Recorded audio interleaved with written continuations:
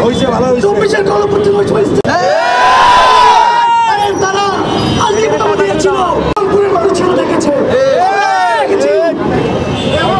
এই মোস্তফা অবৈধ নির্বাচনকে বৈধতা দেওয়ার জন্য সে বলেছে রংপুর থেকে মেয়র পদে আবার বল দুর্নীতি রাখতে হবে। আমরা ছাত্র জনতার তার পক্ষে না। সংগ্রামী রংপুরবাসী এ পথে বক্তব্য রাখবেন।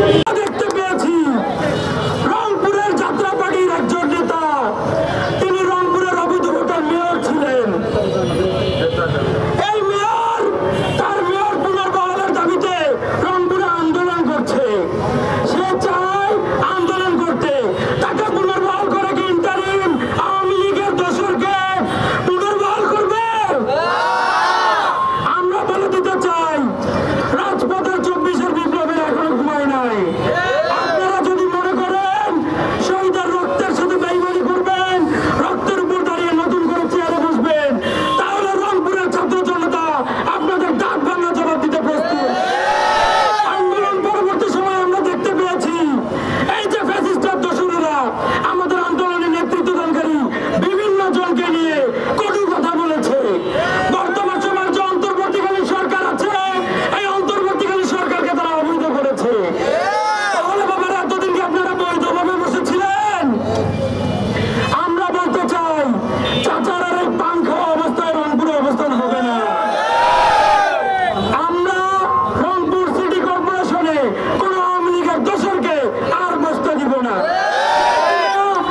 হাসিনার পাঁচ হয়ে সালাম করে বলে আম্মা যান, যার আমলে রংপুরে কোনো বাজেট আসেনি, রংপুরে বরাবর বাজেট বৈষম্য হয়ে এসেছে। আমি এর কারণে ধৈর্য ত্রুটি ঘটাবো না। শেষে আবারও বলে দিতে চাই, তারা যদি রংপুরকে নিয়ে রংপুরকে অস্থিতিশীল করার কোনো চিন্তা ভাবনা করে, রংপুরের বিপ্লবীরা রাজপথের ডাক ভাঙা জবাব দিতে প্রস্তুত আছে ইনশাআল্লাহ। ইনকিলাব জিন্দাবাদ। তাকে বহাল রাখতে হবে। আমরা বলতে চাই, এই সাহস উনি কোথায় পেয়েছে? আমি রংপুরের প্রশাসনকে বলতে চাই, তারা কিভাবে রংপুরে এই আবু সাইদের মাটিতে মিছিল করার বিক্ষোভ করার সাহস পায়।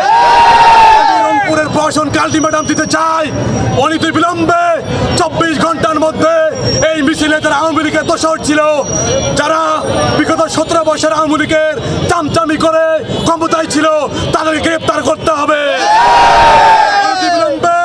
যদি তাদেরকে গ্রেপ্তার করা না হয়, এর থেকে আমরা কঠোর কর্মসূচি ঘোষণা করব।